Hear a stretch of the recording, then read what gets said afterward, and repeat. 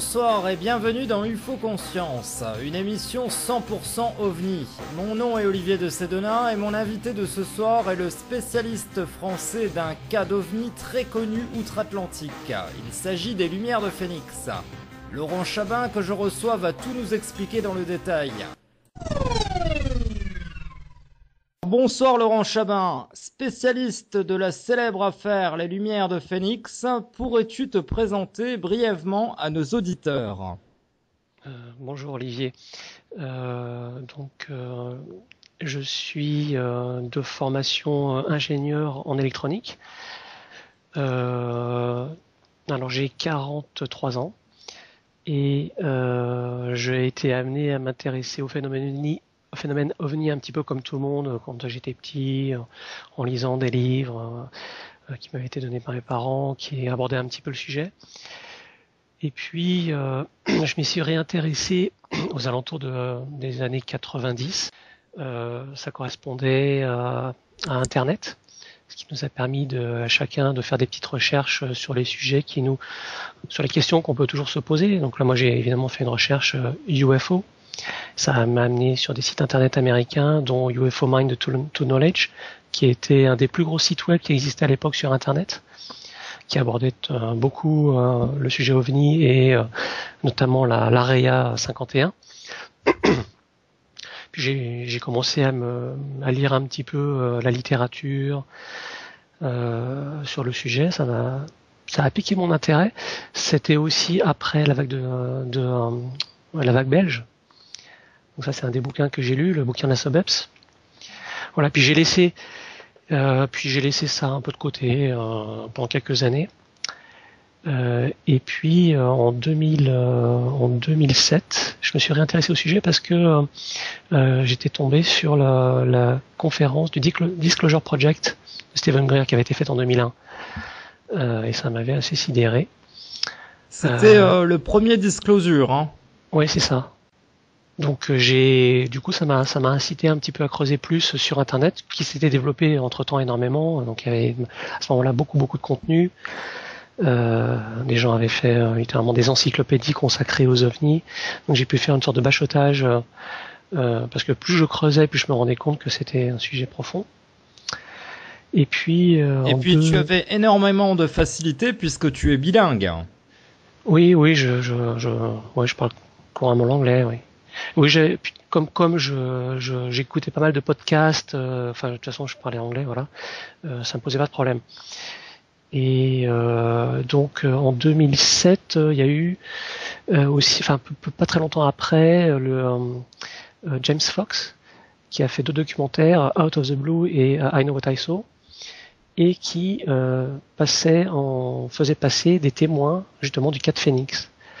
Et c'est ça qui a fait que c'est devenu un petit peu mon sujet de prédilection, celui où je me suis dit ok, là il y a de l'information manifestement dans ces témoignages, donc je vais peut-être pouvoir moi trouver quelque chose, parce que c'est pas possible, ces gens-là ils ont vu quelque chose qui a l'air vraiment extraordinaire. Voilà, alors c'est comme ça que j'ai commencé à creuser cette affaire, et puis voyant que si je me limitais à Internet, je pourrais pas avoir les informations qui me manquaient si je me limitais aussi aux films, aux vidéos et autres. Donc c'est comme ça que j'ai finalement pris contact avec les témoins et les enquêteurs de Phénix. Voilà. Donc pour commencer, peux-tu nous expliquer comment a démarré cette observation de Phénix ? Alors Phénix, c'est en Arizona. Ça s'est passé le 13 mars 1997. Alors c'est assez complexe, hein, et selon je dirais les enquêteurs et leur niveau de recherche, on va avoir quelque chose qui a une durée variable. Si on prend, je dirais, le tronc commun entre on pourrait dire un peu le consensus, le gros des témoignages et des choses intéressantes qui se sont produites ont commencé à partir de 20 heures. Et ça s'est passé au nord de Phoenix. L'Arizona, hein, c'est un grand État. Hein, donc c'est un climat assez, presque désertique. Hein. Assez aride, ouais. ouais, assez aride. Il y a donc c'est vraiment une plaine qui est la ville de Phoenix est une plaine qui est entourée par des petites montagnes qui la bordent, qui bordent la plaine.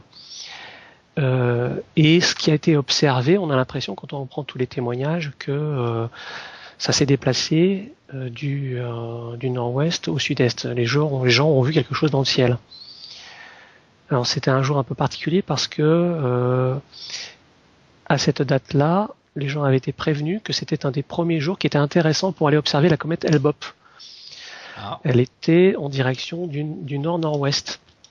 Alors, si bien que ce soir-là, étaient sortis notamment pas mal d'astronomes amateurs, et puis les gens qui étaient allés jeter un œil dans la direction. Drôle de coïncidence quand même. Eh oui, première coïncidence étonnante. Et alors donc quelques-uns ont vraiment une grosse surprise. Parce que ce qui est très étonnant, c'est que précisément la direction de provenance du phénomène aérien, donc de l'OVNI, c'était à peu près approximativement la direction de la comète Hale-Bopp. Elle avait à cette heure-là, vers 20h, 20h30, elle était la pointe de la comète était assez bas sur l'horizon avec la queue qui se déployait très largement sur une grande taille angulaire. Et est-ce qu'on pourrait parler de mimétisme? Non, là ça ne ressemblait pas du tout. Ce que les gens ont vu ne ressemblait pas du tout à la comète Hale-Bopp. Mais en tout cas, ça prenait la même direction. Ça semblait provenir de cette direction-là. C'est-à-dire que les gens qui ont commencé à voir quelque chose, c'est approximativement, hein. C'est-à-dire que les gens ont vu quelque chose venir du nord-nord-ouest, pas exactement de la direction de la comète, mais en gros, ils étaient déjà bien orientés pour la voir dans leur champ de vision sans aucun problème. D'accord. Et donc, quand on prend les témoignages, comme je disais, ça commençait vers 20h, 20h15, loin au nord de Phoenix, vers ce qui s'appelle Prescott, ça peut être en distance, faut compter 30 à 60 km au nord. Et puis, je vais d'ailleurs vérifier les distances. Et puis, ça c'est quand on prend donc les témoignages. Alors, qu'est-ce qu'on a comme témoignages? On a notamment les témoignages qui nous proviennent ce qui s'appelle le NUFORC, National UFO Reporting Center. C'est Peter Davenport, il s'appelle comme ça, le gars qui gère ça. C'est il est quasiment tout seul avec son téléphone à recevoir les appels. Et lui a publié, alors je ne sais pas si ça représente la totalité des témoignages qui lui ont été fournis, mais il a publié environ une quarantaine de témoignages écrits. Ah oui, quand même, ouais. Maintenant, c'est clair qu'il y a eu beaucoup plus de témoins visuels. Voilà, c'est ce que j'allais dire. Il y a eu beaucoup plus de témoins, des milliers de témoins visuels. On peut dire des dizaines de milliers, oui. Oui, parce que c'est tout le monde l'a vu en gros. Maintenant, tout le monde n'a pas vu la même chose. C'est ça qui est délicat dans cette affaire. Et justement, qu'est-ce qu'ils ont vu exactement? Alors, donc je vais continuer d'abord le déroulé un petit peu chronologique. D'accord, vas-y. Après, on pourra comme ça mieux comprendre de quoi on parle. Okay. Parce qu'il y a eu plusieurs choses qui se sont passées. Alors, ce qu'on se rend compte, c'est quand on prend les témoignages du NUFORC et puis après le résultat des investigations des autres enquêteurs, c'est que on voit bien que il y a un déplacement du nord-ouest vers le sud-est, parce que les heures qu'on a correspondent à ça. Alors donc, c'était aux alentours de 20h15 vers Prescott, au nord, très très nettement au nord de Phoenix, voire même une centaine de kilomètres au nord de Phoenix.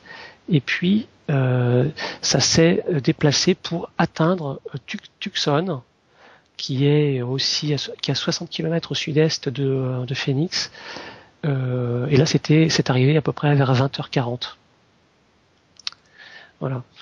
Alors, si par exemple on prend le temps qui s'est écoulé entre un des témoins, McPherson, qui se situe à Chandler, c'est-à-dire au sud de la ville de Phoenix, et un des témoins, Stacey Rhodes, qui était à Tucson, la distance est de 60 km. le temps qui s'est écoulé, c'est une dizaine de minutes. Donc ça fait une vitesse d'à peu près donc 300 environ 360 km/h. Oui, c'est pas beaucoup, hein. Disons que ça correspond à la vitesse d'un avion. Voilà, ouais, c'est assez lent, quoi. C'est assez lent, ouais. En tout cas pour un ovni. Oui, alors les ovnis peuvent avoir toutes les vitesses qu'on peut imaginer, hein. En tout cas, c'est pas une vitesse extraordinaire.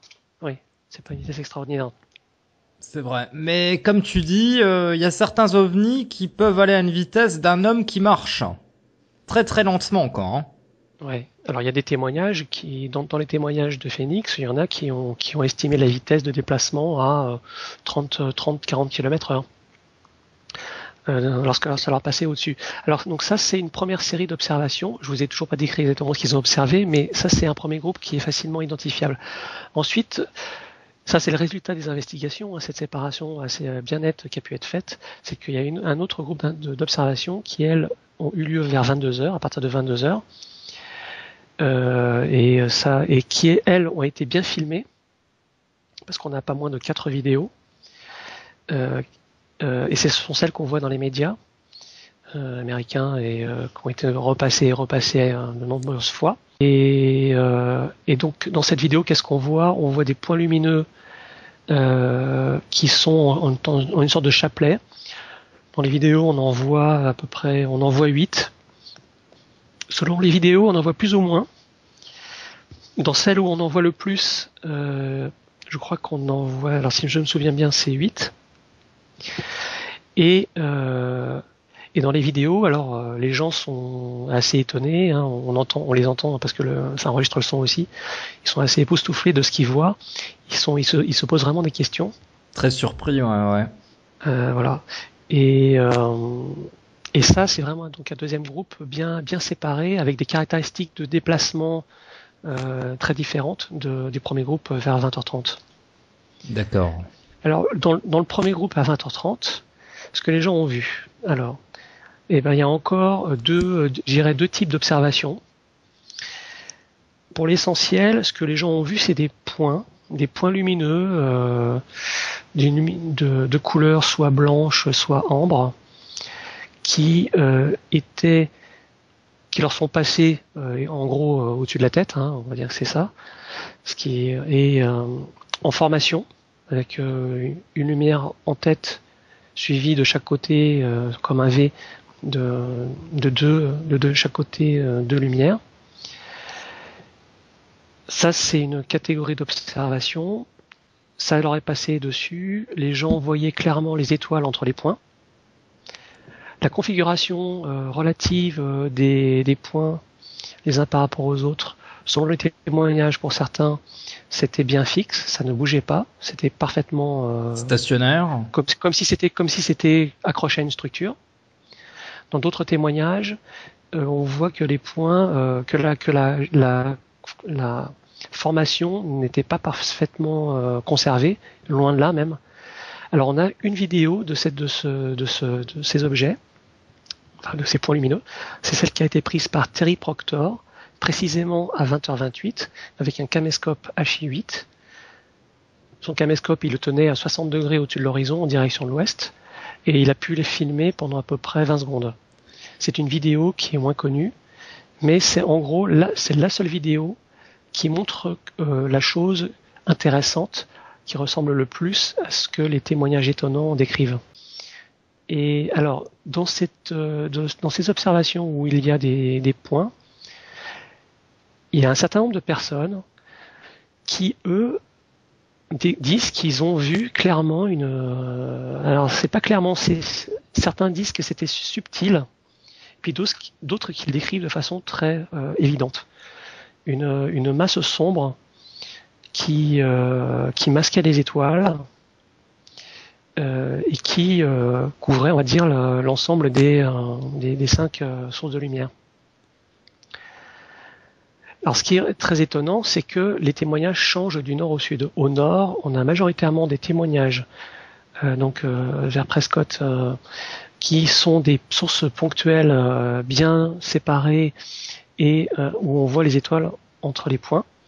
Et si on arrive plein sud à Tucson, comme Stacey Rhodes, qui est interviewée dans I Know What I Saw de James Fox, eh bien là, elle décrit sans hésitation un objet massif, noir.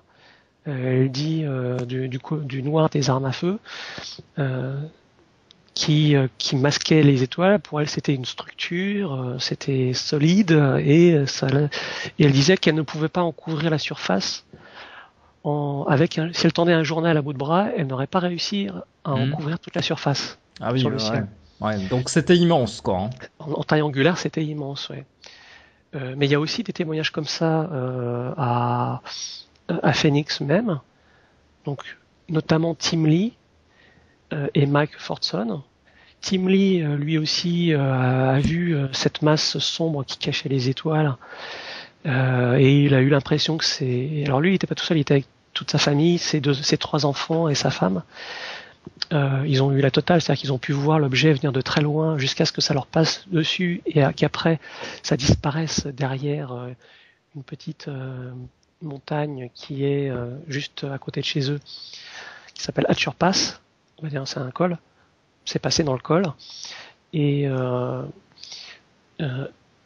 c'est pour eux ce qu'ils décrivent, c'était quelque chose de c'était quelque chose de structuré.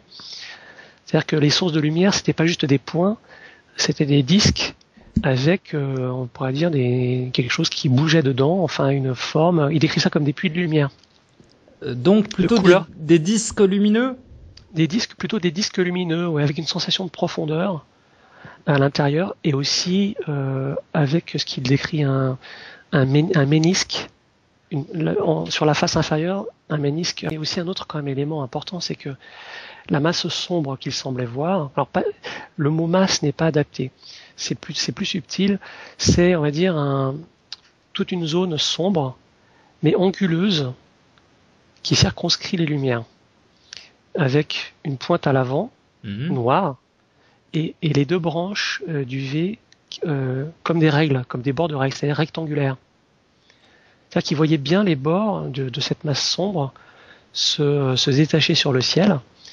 Il disait que c'était subtil, c'est-à-dire qu'il fallait quand même bien regarder. Oui, parce que certains témoins ont vu comme une sorte de boomerang. Hein. C'est de cela que je te parle, c'est ce boomerang. Ah ouais. C'est-à-dire c'est un V, mais avec ils utilisent l'expression, Tim Lee et sa femme, d'équerre de charpentier. C'était anguleux, un peu comme une équerre de charpentier. Donc, il y a aussi eu des témoins sur Phoenix qui ont vu ça. Alors, l'analyse la plus fine qui a été faite, je trouve, c'est celle faite par un enquêteur américain qui s'appelle Randall Fitzgerald. C'est un journaliste d'investigation. Et donc, il a fait 3 articles très intéressants. Et dans son 2e article, il discute justement de cette chose bizarre qui est qu'il y a des témoins qui ont vu les 5 points séparés, mais en voyant les étoiles entre les 2. Et puis des témoins qui ont vu cette masse sombre, mais tous les gens qui ont regardé avec des jumelles, par exemple, n'ont pas vu de masse sombre. C'est peut-être qu'il y a quelque chose de subtil là-dedans. Mais alors là, c'est un peu bizarre parce que j'ai la sensation que tu me parles un peu comme la vague d'OVNI du 5 novembre 90. Il y avait aussi des grosses formes comme ça où on voyait les étoiles au milieu, enfin qu'il y avait un espèce de cercle au milieu de l'engin et des grosses masses qui traversaient comme ça. Et ça fait un peu penser au même type d'engin qui a été observé. Je pense que c'est une bonne remarque, oui. Si on peut dire, hein. Je sais pas s'il y a un lien entre les 2 affaires, mais ça ressemble un peu, je trouve. Et c'est un peu ça le nœud du problème pour c'est ce groupe d'observation. C'est qu'en fait, on a une gamme très étendue et alors pour ce petit détail là, qui est pourquoi une masse noire et d'autres pas de masse noire, ça amène certains à se demander est-ce qu'il ne s'agirait pas là-dessous d'une sorte de technologie holographique, d'hologramme. C'est une sorte de quelque chose qui arriverait à projeter, parce que par exemple Tim Lee, quand il essaye d'évaluer l'épaisseur du truc, pour lui, c'était aussi fin qu'une feuille de papier. Ah oui, ouais, Il là, n'y avait pas d'épaisseur. effectivement, ouais, ça fait penser à un hologramme, là. Euh, et puis, pourquoi enfin voilà. Euh, alors, qui pense à ça? Il y a donc Randall Fitzgerald, il y a Richard Motzer, qui était un des premiers à avoir fait un article intéressant qui était passé dans le journal du MUFON. Alors à l'époque, je pense, il parlait pas d'holographie, hein. Mais ce que je veux dire, c'est il était sur le coup de l'enquête très tôt. En 97, il avait fait un article, je crois, juin-juillet 97, où déjà il posait un peu, je pense, les bonnes questions. Et aussi, il avait aussi déjà à l'époque bien compris il y avait eu deux événements différents, ceux de 22h et ceux de 20h30. Et alors Richard Motzer, apparemment, alors il est malheureusement décédé il y a un peu moins d'un an d'un cancer. Sa dernière théorie, je dirais, fétiche, c'était une sorte d'arme à illusion, quelque chose qui produit des hologrammes, une image de quelque chose, et peut-être que les points lumineux étaient la source de cet hologramme. Bon, ça c'est. Donc là, ça mais on sait pas serait, d'après lui, ça serait une origine militaire. Ouais, ouais. C'était partagé avec. Donc il y a un certain nombre de personnes, oui, qui ont une légère préférence pour cette hypothèse. Mhm. Mais quand on voit l'effet que ça a fait sur certains, alors donc je vous ai parlé de Tim Lee, il y a aussi Mike Fortson que j'ai. Alors donc Tim Lee, je l'ai interviewé. Hein. J'ai fait une simulation en image de synthèse de son observation, qui de ses mots est la meilleure qui a été réalisée. Il y a aussi Mike Fortson pour lequel j'ai fait la simulation en image de synthèse de son observation. Alors Mike Fortson, son témoignage est particulièrement difficile. Enfin, j'ai eu beaucoup de mal à faire une simulation correcte. Donc je dirais que la fiabilité de la représentation que j'ai fait, je lui ai présenté, donc il l'a vu, mais j'arrive pas à faire quelque chose moi qui me satisfasse tout à fait. Alors il y a un élément qui est très intéressant dans le témoignage de Mike Fortson. Lui, il est à Chandler, c'est un petit peu au sud de la ville. Donc c'est passé dessus après être passé au-dessus de Tim Lee. Il y a un moment donné, précisément, où Mike Fortson dit que parce que lui aussi a vu quelque chose qui ressemblait à un boomerang, c'est passé devant la Lune pour lui. Alors c'est une information intéressante parce que ça nous donne l'angle, comme on a l'heure précisément, au-dessus de l'horizon qu'avait le V quand il est passé pour lui, quarantaine de degrés.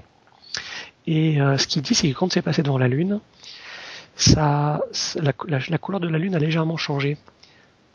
C'est-à-dire que la masse sombre qui accompagnait ce V a eu un effet sur la teinte de la Lune. Et il dit que la Lune a pris une couleur jaune sale.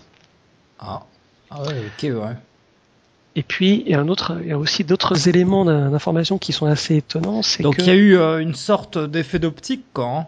Il y a il y a eu un effet visuel qui a accompagné le passage de la forme devant le Soleil, devant la Lune. Il y a aussi une autre information qui, elle aussi, est rapportée par pas mal de témoins. C'est une impression que quand le V leur est passé dessus, quand ils ont pu voir entre les branches du V, les étoiles avaient une apparence anormale. Elles se mettaient à vibrer, à osciller de position, enfin, comme si on les voyait au travers d'une vitre qui... Comme une sorte de déformation, comme ça, oui. Comme si on passait des lunettes dessus, enfin, quelque chose comme ça, quoi. Avec des mouvements. Donc, c'est-à-dire comme si on passait une vitre, vous voyez, qui n'est pas mate, mais qui n'est pas polie. Au sens où, enfin, elle est polie, mais elle est pas plate. Il y a des aspérités sur la surface, arrondies, et qui font des légers, qui, en fait, ils avaient l'impression que déjà que les étals étaient moins nets, elles étaient légèrement floues, et ça bougeait un petit peu. Alors ça fait se demander, mais alors qu'est-ce qu'il y avait entre les branches des V?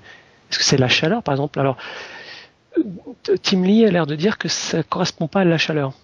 La nature de la déformation de l'image correspond pas à un bruit. Hein, je parle d'un bruit à ce qu'on verrait comme s'il y avait de la chaleur, s'il y avait de la chaleur, mais plutôt vraiment c'est flou, mais c'est pas non plus trop déformé. Enfin voilà, c'est quelque chose. C'est pas tout à fait ça part de correspond tout à fait à de la chaleur. Et d'après la version officielle de l'armée, c'était des flares.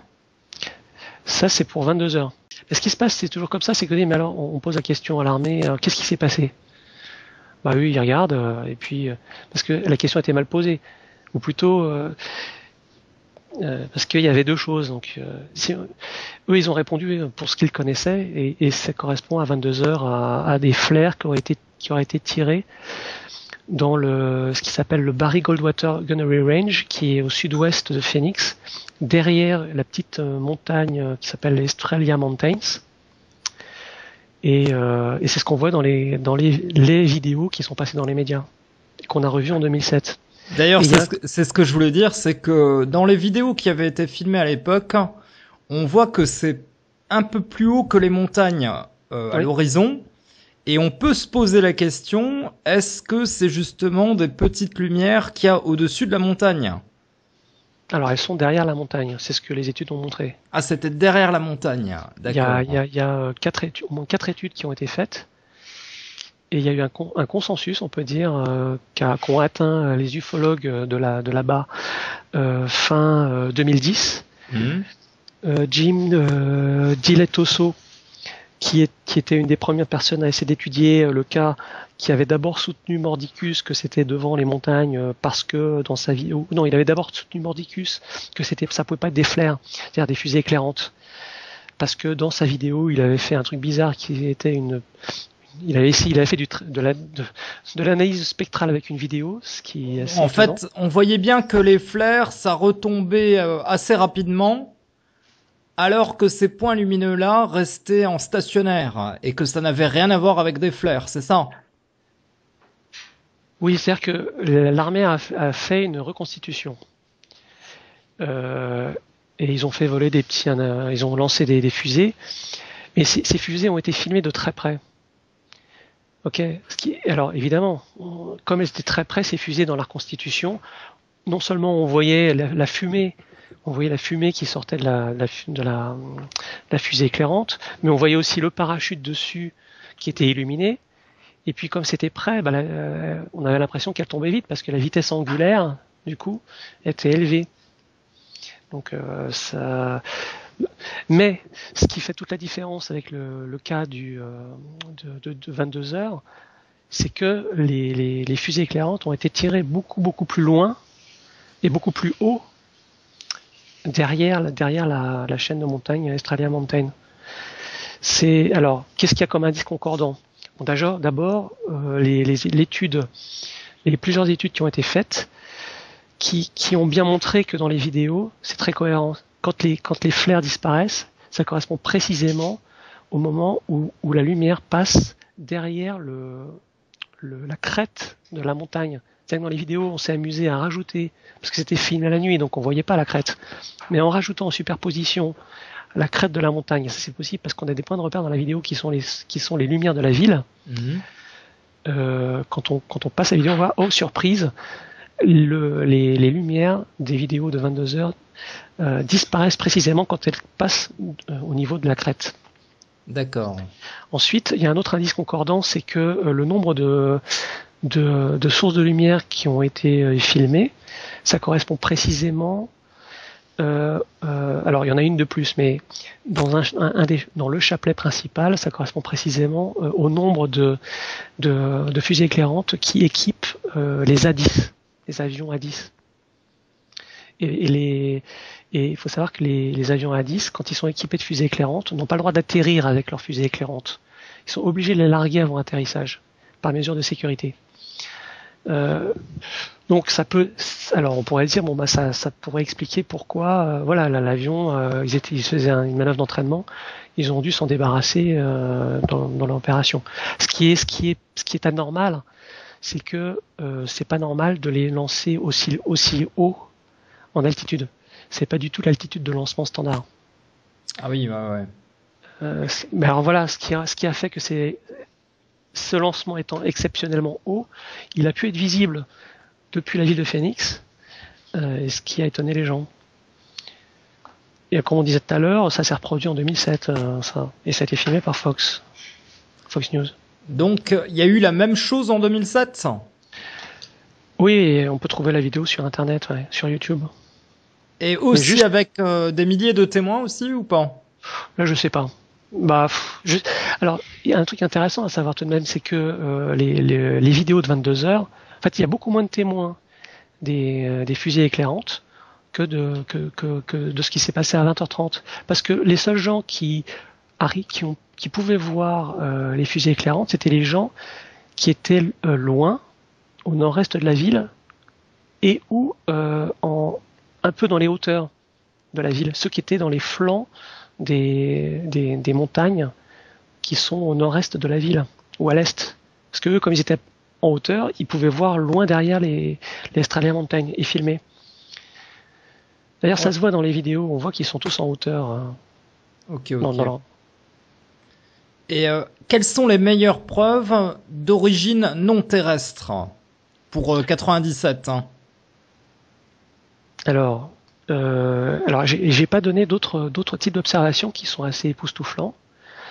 Par exemple, il y a un témoin qui s'appelle Anne Baker. Anne Baker, elle était au nord de Phoenix. Alors, je vais vous donner. Donc, elle est à Prescott.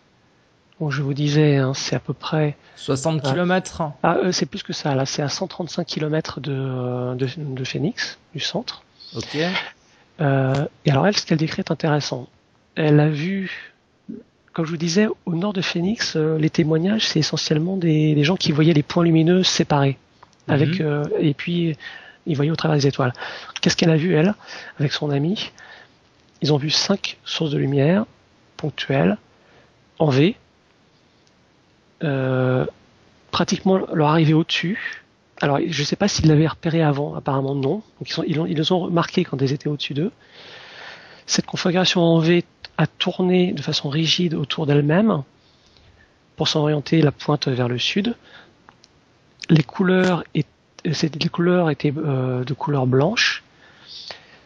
Et ensuite, il s'est passé deux choses en même temps. À la fois, la couleur des sources de lumière est passée au rouge et la configuration en V s'est transformée en un oméga ou un O. C'est-à-dire que les branches, les pointes arrière là, du V se sont resserrées un peu. Et c'est parti, ce qu'elle décrit à toute vitesse, à une vitesse ahurissante, vers le sud. Ah oui, donc là, il y a eu accélération d'un seul coup. Hein. Ouais, on pourrait dire, ça ressemblait à une accélération choc. Et c'est parti à toute vitesse. Alors ça, c'est clair que ça peut pas être un objet matériel. Ça peut pas être des avions. Ouais. Ensuite, il y a aussi des témoignages de gens qui décrivent des points lumineux qui se baladent dans le ciel, qui ont des vitesses angulaires élevées, mais qui ont des trajectoires complexes. Par exemple, il y a un témoignage d'une personne qui, là c'était plus vers Phoenix, qui a vu carrément un balai, quoi. C'est-à-dire que des points lumineux qui se mettaient à tourner pendant pas mal de temps, et puis les points lumineux se sont resserrés en tournant, et puis au final, ils se sont tous regroupés et ont disparu. Un peu comme le carrousel de Washington en 52. Ça faisait un mouvement, ouais, de carrousel, oui. Alors, je voulais juste dire une chose au sujet du témoignage de Anne Baker, c'est qu'il y a eu un documentaire qui a été fait par National Geographic, qui fait une représentation en images de synthèse de son observation. Malheureusement, cette représentation est fausse. Comme je dis, dans la vidéo faite par National Geographic, ils ont montré un objet massif qui cachait les étoiles. C'est pas le cas en fait. Ça ne cachait pas les étoiles pour Anne Baker.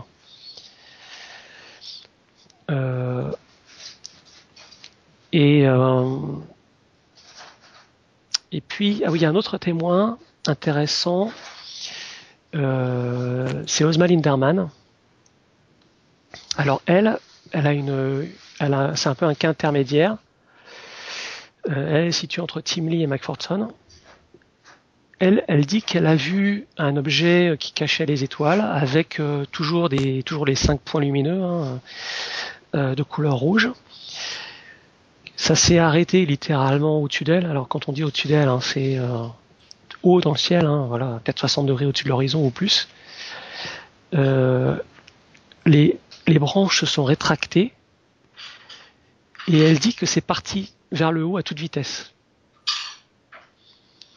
Alors voilà, donc là ce qui est fâcheux dans ce témoignage, c'est que on a à la fois une caractéristique d'un déplacement qui serait ultra rapide, mais aussi un objet qui masque les étoiles. Et c'est là que y a une difficulté, parce que si c'est un objet matériel, comment a-t-il pu s'en aller aussi vite? Donc ça c'est un des témoignages à problème.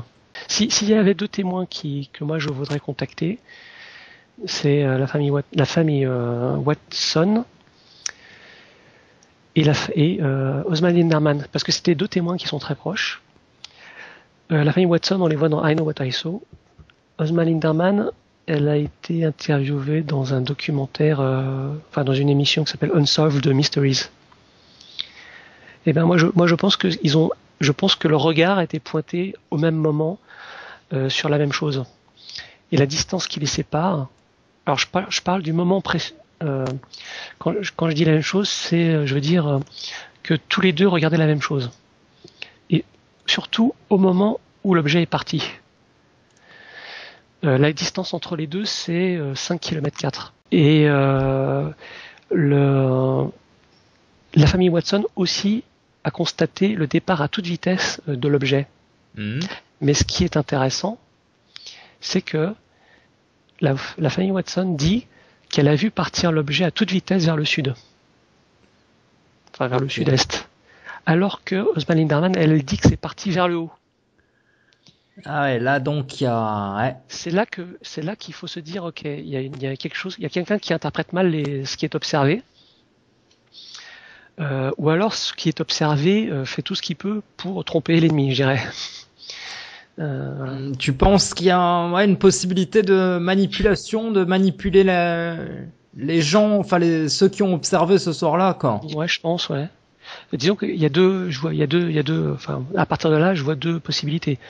Soit c'est vraiment un problème de cognition et d'observation, c'est-à-dire que ils ont vraiment observé, enfin ils ont mal interprété quelque chose qui était ces 5 points lumineux qui se sont estompés en luminosité. Point. C'est tout. Et ils ont interprété ça comme un départ rapide. Ou alors l'autre possibilité, c'est que ce qu'ils ont observé était plutôt une image projetée. Et que cette image projetée, si c'est une image... de type hologramme.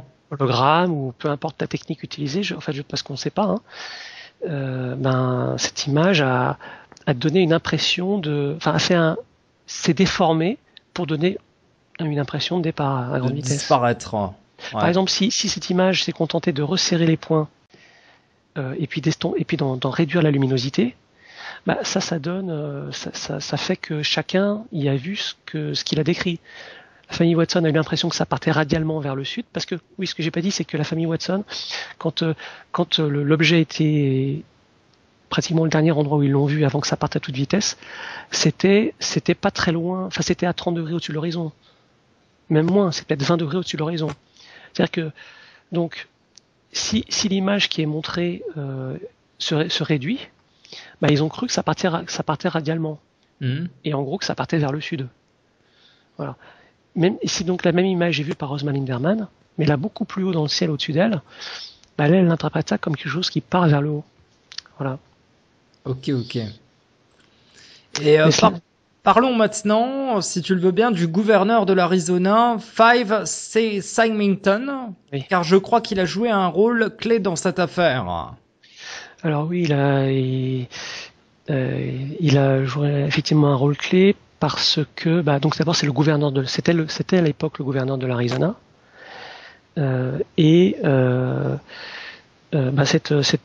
ces affaires d'observation ont vraiment bougé l'opinion publique au point qu'il a été quasiment obligé de faire une conférence de presse enfin d'abord de faire une annonce comme quoi la mairie de Phoenix allait s'occuper de ce problème et de poser des questions à l'armée, enfin aux bases militaires qui sont proches, pour essayer de clarifier ce qui s'était passé. Et puis, donc quelques jours après, ce qui s'est passé, c'est que il a convoqué une conférence de presse où il était censé et prétendait nous expliquer enfin la solution et tout nous révéler. Et ce qu'il n'a pas trouvé mieux de faire, c'est de déguiser son assistant en extraterrestre et de la ramener dans la salle en lui demandant de bien vouloir avouer toute l'affaire. Ah, je me souviens de ça, ouais, avec une grosse tête d'extraterrestre. Voilà. Ouais. Alors évidemment, ça, beaucoup de gens ont assez mal pris parce que certains avaient vraiment, avaient été très très impressionnés par ce qu'ils avaient observé. Et pas mal ont rigolé quand même dans le public, ce jour-là. Ouais. Ça, évidemment, les médias s'en sont fait des. Ça a bien ridiculisé l'affaire, qu'on va dire. Ouais. Alors voilà, et alors ce qui est assez remarquable, c'est que en 2007, Five Samington a avoué à Leslie Kean et à James Fox que en fait il avait lui-même observé le V. Il avait lui-même été témoin. Et il a essayé de se racheter une conduite par la suite en essayant d'expliquer. Alors bon, c'est pas très convaincant, mais que il n'avait pas voulu compliquer les choses encore et qu'il avait voulu faire rigoler un petit peu tout le monde pour que l'ambiance s'allège, ce soit moins lourde. Et d'ailleurs, dans cette fameuse interview, il avouait que c'était d'origine probablement extraterrestre. Oui, il dit que par défaut, il pense que c'est d'origine d'un autre monde. Ah oui, il avait dit d'un autre monde, voilà. Otherworldly, ils disent comme mot. C'est-à-dire que oui, si par défaut les militaires ne lui expliquent pas que c'est un nouveau prototype expérimental secret, pour lui c'est de nature d'un autre monde. Ouais, parce que depuis l'armée n'a rien révélé sur cette affaire. Non, la seule réponse qu'a eu Five Samington, parce que il nous a révélé la réponse qu'il avait eue de Luke Air Force Base, c'est la base militaire qui est proche. La réponse était no comment. Ah oui, là effectivement, no comment. Donc c'est douteux, mais bon, on peut rien en déduire. Ben oui, ouais. Avec no comment, on peut pas vraiment savoir ce que ça peut être comme origine. Hein. Alors Five Samington fait la remarque que le meilleur commentaire qu'un politicien puisse faire à une question, c'est no comment. Ouais, voilà. Ouais. C'est pas la bonne réponse c'est la réponse normalement qu'on donne quand on a quelque chose à cacher. Et donc lui, le soir-là, il avait observé lui-même cet ovni, quoi. Oui, il était en plein milieu, ouais. Il était encore dans le groupe là entre Tim Lee et la famille Watson, et Osma Linderman, tout dans le même coin. Et qu'est-ce qui s'était passé avec, je crois, une employée de la mairie qui avait perdu son job à cause de cette affaire-là? Oui, c'est Frances Emma Barwood qui a pris un peu à cœur cette affaire et qui a essayé de profiter d'une des sessions de la mairie de questions libres qui a lieu une fois par mois pour mettre ça sur la table. Et elle s'est un peu reçue une fin de non-recevoir. Enfin, ça a fait un grand blanc. Tout le monde l'a regardé interloqué et puis a continué les affaires courantes. Donc oui, elle a été ostracisée. Ouais, elle a été vraiment rejetée, un peu comme le mouton noir dans la mairie. Et la presse, après même, s'est un peu foutu d'elle en faisant des dessins humoristiques où elle essaie de parler à Spock. Enfin bon. C'était pas à cause qu'elle avait dénoncé le nombre d'appels téléphoniques le soir-là? Oui, c'est-à-dire que donc chronologiquement, ce qui s'est passé, c'est qu'il y a eu quelque chose, je sais plus si c'était il y a eu effectivement un événement, alors je sais plus si c'était une coupure de presse, je crois que c'était peut-être quelque chose dans USA Today alors je sais pas si je sais que dans USA Today il y a le dessin de Tim Lee du UV qu'il a observé qui a été publié. Je sais plus si c'est suite à ça, mais en tout cas le résultat c'est que effectivement Emma Barwood a été couverte, enfin la mairie a été bombardée d'appels téléphoniques dans les jours qui ont suivi, au point que le standard était saturé et que ça remontait, enfin tous les téléphones sonnaient quoi. Elle s'est engagée, Frances Emma Barwood, à les rappeler tous parce qu'elle était en vacances, je crois, elle avait pris une journée ou deux de off quand c'est arrivé. Donc comme tout avait été noté, tous les numéros, elle les a tous rappelés les uns après les autres. C'est comme ça qu'elle a recontacté environ 200 personnes. Et donc oui, elle est un peu le symbole d'une des personnes qui a lutté envers et contre tout pour essayer de connaître la vérité. D'accord. Et elle a aussi été témoin ? Non, elle n'a pas été témoin. Ok. Mais elle a du coup tissé des contacts avec certains des témoins. Voilà, donc elle était persuadée qu'il s'est vraiment passé quelque chose ce soir-là de vraiment très étrange, quoi. Hein. Oui. Il y a aussi un autre indice, c'est que il y a eu un autre, enfin c'est pas un témoin, c'est une autre personne, une autre femme qui était responsable du 911, le numéro de téléphone qu'on appelle en cas d'urgence, et qui témoigne que son service a été aussi bombardé d'appels dans la soirée. De gens qui demandaient qu'est-ce que c'est que ce truc qui est passé. Ouais, et là c'était combien d'appels à peu près ? Alors là, j'ai pas le chiffre en tête, hein. Je peux pas le dire comme ça. Mais bon, ils ont quand même été submergés ce soir-là d'appels. Oui. Hein. Oui. Alors ce qui est intéressant, c'est que là, il y a eu un cover-up sur ce fait-là.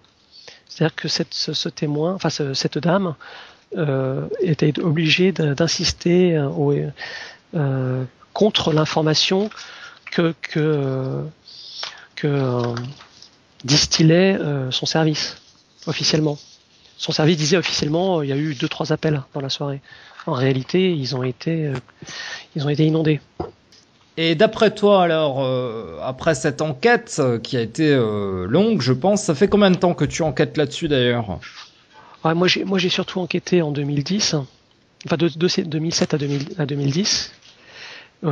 Et puis j'ai un peu laissé de côté là. J'ai pas vraiment, enfin il se passe pas grand-chose en ce moment. Tout ce qu'on tente de faire ces derniers temps, maintenant, c'est de fêter les anniversaires. Mais, ouais, donc en fait, depuis 15 ans, qu'est-ce qu'on sait de nouveau ? À peu près rien, quoi. En plus, ce qui s'arrange pas, c'est comme je disais, il y a donc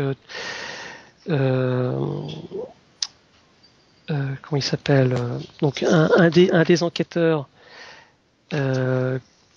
qui est décédé, un autre enquêteur dont je n'avais pas parlé qui s'appelle Michael Tanner, qui lui aussi, alors lui il est décédé très récemment, il y a moins de 2 mois. Lui il a été renversé, il était en vélo, il a été renversé par une voiture, il est décédé de ses blessures. Donc voilà deux des enquêteurs qui avaient vraiment beaucoup d'informations qu'on a perdues. Comme par enchantement, si on peut dire. Et alors comment il s'appelle l'autre que je disais tout à l'heure, donc c'est pas Michael Tanner, c'est... Et qu'est-ce qu'ils avaient comme information importante à donner ? Alors, parce que ce qui c'est quand même important, ils avaient des informations parce que eux ont pu interviewer les témoins primaires. Alors voilà, donc ils ont tous les détails de leur témoignage et sûrement des choses qu'on ne sait pas. Parce qu'ils ont, d'après Larry Lowe, ils sont assis sur une montagne d'informations, des choses qui n'ont pas été publiées. Alors, moi j'ai essayé ces derniers jours de contacter Frank Warren. parce que justement lui a pu parler avec un de ces deux enquêteurs peu avant son décès et je pense que apparemment c'est la personne qu'il faut contacter maintenant pour récupérer ces informations. Donc j'ai essayé de les avoir dans les. Je pense que. Et c'est qui ce Frank Warren? Frank Warren, c'est un gars qui gère le site qui s'appelle The UFO Chronicles. TheUFOchronicles.com. C'est un site où il y a des tas de news sur le sujet. On y trouve d'ailleurs des témoignages intéressants de Mike Fortson et aussi d'autres témoins, qui ont des choses intéressantes à décrire. Voilà, donc lui, il ratisse assez large en ufologie. Il s'intéresse pas qu'à Phoenix, il s'intéresse il relaie en information beaucoup, mais en particulier pour Phoenix, il a des informations intéressantes. Et quelles sont ces informations? Je suis en train de prendre contact avec lui. J'ai le contact, mais je n'ai pas encore pu parler avec lui. Ah, tu n'as pas encore. Ah, d'accord, ouais. C'est Larry Lowe qui m'a dit de le contacter parce que c'était lui qui avait pu voir discuter avec un des enquêteurs qui est décédé. D'accord. Et est-ce qu'à l'époque, le MUFON avait enquêté sur cette affaire? Dans les enquêteurs de l'époque, donc on pouvait compter Richard Motzer et Michael Tanner. Tous les deux se sont retrouvés dans une société qui s'appelait Village Labs, avec d'autres enquêteurs intéressés par le sujet. C'est une société qui était spécialisée en traitement d'images et qui est devenue très peu de temps, dès le 13 mars 97, on va dire, le premier meeting a eu le 16 mars, un peu comme le point de rencontre de tous ceux qui essaient d'enquêter sur le sujet. Et donc Richard Motzer, comme je disais, malheureusement est décédé et on pense qu'il est assis sur une montagne d'informations. Il a certainement pas mal d'informations qu'il n'a pas publiées. C'est lui qui est qui dans ses théories fétiches a celle d'une arme à illusion dirigée. Et donc Richard Motzer, il est décédé il y a à peu près 1 an, et on sait que Frank Warren a probablement obtenu des informations intéressantes de la part de Richard Motzer. Et donc je suis en contact avec Frank Warren depuis quelques jours et j'espère que je pourrai à l'occasion de discussions aborder le sujet et avoir de telles informations. Alors le MUFON dès le début s'est intéressé au cas et l'a étudié, puisque donc dans les personnes qui étaient présentes à Village Labs, il y avait Bill Hamilton et aussi Tom Taylor. Voilà, donc Bill Hamilton, c'est le premier qui a publié un article dans le journal du MUFON avant celui de Richard Motzer. D'ailleurs, l'article de Richard Motzer a été assez virulent et critique de l'article de Bill Hamilton en disant que Bill Hamilton déformait beaucoup la réalité. Richard Motzer a bien reprécisé, clarifié qu'il y avait vraiment 2 événements séparés avec des flares d'un côté et des points lumineux, des objets lumineux vus et qui ont traversé Phoenix. Ce qui est étonnant dans ce premier article de Richard Motzer, c'est qu'à aucun moment il ne détaille, il ne décrit autre chose que des points, des sources ponctuelles séparées d'une luminosité assez forte de l'ordre de Sirius. Mais à l'époque, il ne décrivait pas du tout des objets qui cachaient avec une masse sombre. Ça, c'est un élément intéressant. Parce que depuis, donc Richard Motzer maintenant pense que une explication, ce serait quelque chose qui produit une image. Mais ça reste un mystère. Comment faire pour faire un objet qui masque les étoiles et qui assombrit le ciel? Un hologramme, normalement, ça rajoute de la lumière. Ça, c'est étonnant. Alors Laurent, toi, d'après toi, qu'est-ce que tu penses de cette affaire? Qu'est-ce qu'il y a eu exactement? C'est très difficile. Ce que moi je pense c'est qu'il y a eu 4 catégories d'observations différentes. Les fusées éclairantes à 22h, des sources alors le grand V qui masque les étoiles, qui cache par sa masse à son passage les étoiles, avec toujours un déplacement lent. D'autres observations qui sont des points lumineux qui se déplacent avec parfois des vitesses angulaires très élevées. Et puis, la quatrième catégorie, c'est quelque chose qui ressemble beaucoup à des avions qui passent, mais aussi configurés dans une formation en V. Avec les témoignages qui sont une continuité entre un peu entre toutes ces observations. Enfin, les flares, c'est bien séparé. Hein. Donc, c'est clair que il peut pas y avoir un objet matériel qui réponde à ces trois catégories de choses. Un objet matériel peut pas se déplacer avec des vitesses angulaires ultra rapides. Donc pour moi, ça c'est au mieux c'est soit une image, soit donc quand tu dis image, hologramme. Une projection. Soit, alors, enfin pour les objets qui se déplacent très vite, soit c'est une image, mais je pense que c'est plutôt des orbes, c'est-à-dire quelque chose qui arrive à projeter des points dans l'air à une position bien contrôlée, et si bien que on peut leur donner des vitesses angulaires très élevées. Mais alors la grande question pour toi, est-ce que c'est extraterrestre ? Bah, j'arrive pas à me décider, franchement. Enfin, il y a quelque chose, c'est très étonnant, hein, cette sorte de coïncidence entre toutes ces choses qui tombent en même moment avec des couleurs qui sont toutes un peu les mêmes parce que c'est toujours une couleur ambre. Il y a une sorte de synchronicité, mais je n'arrive pas à me décider à dire que ce soit un extraterrestre. Non, parce qu'il y a beaucoup trop d'informations sûrement. Et un petit peu de désinformation. Alors, est-ce qu'il y a la désinformation ? Je sais pas. Je suis pas sûr. Je suis pas sûr qu'il y ait tellement de désinformation. De l'armée, hein, je parle. Bah, il n'y a pas du tout d'un. Oui, mais je veux dire, elle est pas. Enfin, l'armée là pour Phoenix, c'est la grande maître. Hein. Elle ne fait pas de commentaires. Hein. Bah, concernant les flares, on pourrait dire que c'est un peu de la désinformation. Bah non, parce que comme je t'ai dit, leur explication explique ce qu'on voit à 22h. Parce que d'après eux, ils ont vraiment fait des exercices de flares. Oui, quoi, hein, oui. Oui, ils ont fait des exercices avec les A10, oui. D'accord. Mais voilà, il y a un problème, alors, il y a aussi quand même quelque chose, c'est que, par exemple, alors, il y a le cas de Tim Lee qui est vraiment à part, et c'est ça qui pose problème, c'est qu'il n'y a pas tellement de témoignages qui sont aussi frappants.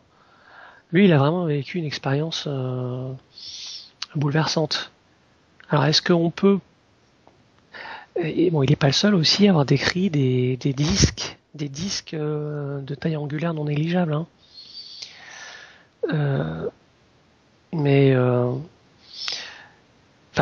Quand on écoute le témoignage de Tim Lee, c'est du témoignage OVNI à 100%. C'est tellement impressionnant, il y a tellement de détails dans sa description, oui, c'est tellement massif aussi. Bah, si on se base sur les témoignages de Boomerang qui font plusieurs centaines de mètres, bon bah là c'est clair que c'est non terrestre. Moi, j'irai jamais aussi vite à cette conclusion. Mais par exemple, l'estimation il a été fait une estimation de l'envergure du V vu par Tim Lee. Ça fait 460 mètres. Ah oui, c'est quand même conséquent, quoi. Hein. Oui, alors c'est comment réussir à projeter une image de cette taille-là. Ça représente une énergie phénoménale. Ah oui, considérable. Hein. Ouais, c'est vrai. Sans qu'on voit de défauts flagrants partout. Et est-ce que tu penses qu'on connaîtra un jour la vérité, ou bien que l'armée connaît la vérité, l'armée US ? J'ai l'impression qu'il y a des gens qui connaissent la vérité, ouais. Par les mots de couloir, je dirais, que j'ai entendu plusieurs fois des commentaires du genre il y a des gens qui savent mais qui ne peuvent rien dire. Oui, j'ai déjà entendu. Oui, c'est ça. Par exemple, j'ai entendu un commentaire, mais ça, c'est même carrément dans l'émission c'est dans l'émission du National Geographic euh, où ils ont interviewé un spécialiste aéronautique, apparemment avec un background militaire, et le gars disait que il y a certaines des choses que vous me décrivez qui ressemblent à des Black Project. Ouais. Ah oui, les fameux... comment on pourrait appeler ça, ouais, les projets, les Black Programmes, là. Ouais, les projets ultra secrets, compartimentés. Du complexe militaro-industriel. Le fameux, ouais. Que certains pensent que c'est du complot, mais en fin de compte, ça existe bel et bien, hein. C'est certain que depuis le F-117 et le B-2, il y a eu autre chose, hein. Enfin, bien avant même que c'est certain qu'il y a d'autres technologies à l'œuvre qui existent, hein. Alors, moi je pense que ce genre de techno, si c'est une technologie humaine, elle a un intérêt tactique sur un champ de bataille. Enfin, ça peut être très intéressant d'avoir un moyen de détourner l'attention visuelle dans une direction, alors que ce qu'on est en train de faire d'intéressant a lieu dans une autre direction, ailleurs.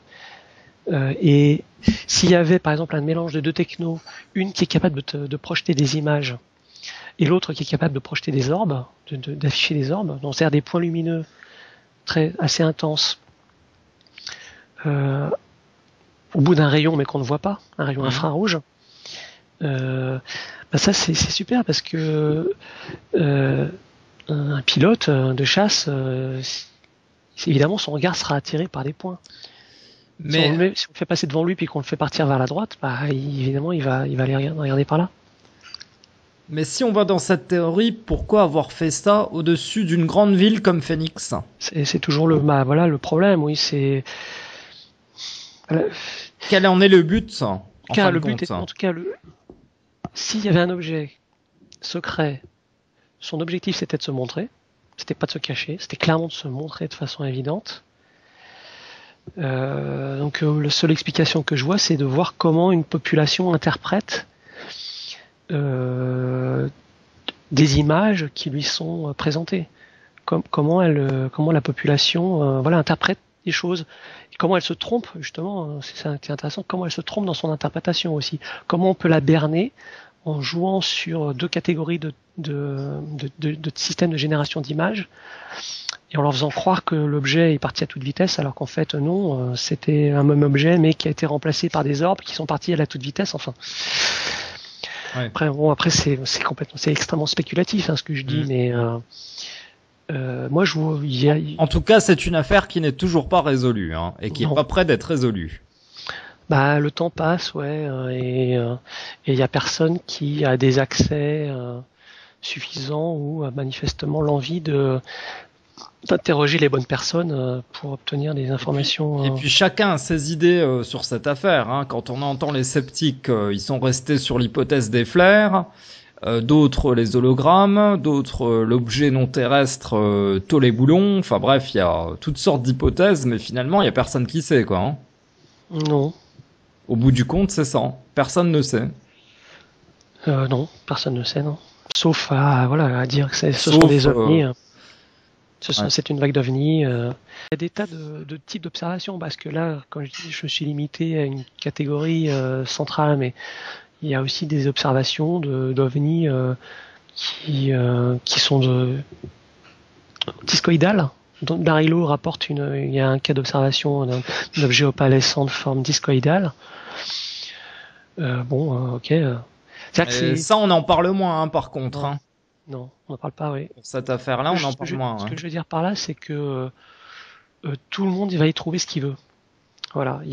Si on croit aux ovnis, si on est convaincu de leur réalité et que ces choses-là se présentent souvent. Et justement, là, c'est très facile de se persuader que c'était un cas d'ovni, oui. Ah oui, et justement, est-ce que ça n'a pas été fait exprès par ces... bien sûr. Si c'est terrestre. Par ce phénomène, quoi. Ah, bien sûr, là, ça a pris des formes d'ovnis, oui. Ça a pris les formes des triangles, ce que on voit dans la littérature et dans les témoignages depuis les années 80. Donc ça a pris la forme d'ovnis assez classique de ces derniers temps, y compris par exemple les ovnis typiques de la vague belge. Voilà, quand même, là, on décèle quand même une certaine manipulation. C'est un peu comme pendant la vague du 5 novembre 90, en même temps que la rentrée de la fusée russe, là, c'est quand même... c'est étonnant, quand même. En tout cas, c'est une façon de profiter. Ouais. Voilà, profiter d'une situation, ouais. Ouais. On peut voir ça comme ça. Avant qu'on termine, j'aimerais te poser la même question que je pose à tous mes invités. Qu'est-ce que toi tu souhaiterais pour l'avenir de l'ufologie ?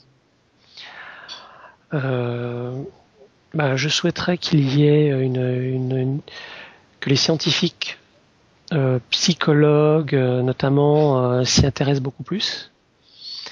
Les spécialistes de la cognition. Parce que je suis assez convaincu qu'il y a tout un tas de types d'observations, catégories. Enfin, moi, je suis toujours assez berlué, enfin très étonné. Et par exemple, si on parle du cas du 5 novembre 90, c'est étonnant ce qui est décrit. Mais c'est à se demander des fois, pour certains types de ces observations, s'il n'y a pas un problème de cognition, d'interprétation visuelle de ce qui est vu. Et ce qui est incroyable, c'est que on n'a pas, semble-t-il, personne n'a fait l'essai, quoi. Il n'y a pas eu d'expérimentation qui essaye de nous remettre, nous observateurs, dans des conditions qui s'en approchent beaucoup, pour voir est-ce qu'on revoit la même chose. Parce que si on ne revoit pas la même chose, alors là, par contre, c'est très significatif. Et oui. C'est vraiment qu'il y a eu... parce que moi, je peux pas faire moi, j'arrive pas à me décider dans tout ça à cause de ce manque d'études scientifiques qui dit une fois pour toutes, voilà, sur un panel de 500 personnes, on leur a montré ça dans un IMAX avec telle puissance lumineuse, tel mouvement, et puis après on leur fait remplir un questionnaire, qu'est-ce que vous avez vu, on sait même pas ça. Ouais. Donc ça moi je trouve un grand manque de la part des chercheurs de ne pas s'intéresser à cette problématique. Enfin, peut-être qu'ils s'y sont intéressés, mais moi, j'ai pas vu passer ces documents. Eh bien, merci Laurent. Et je te dis à bientôt. Merci Olivier. beaucoup pour cette interview. Au revoir. Au revoir.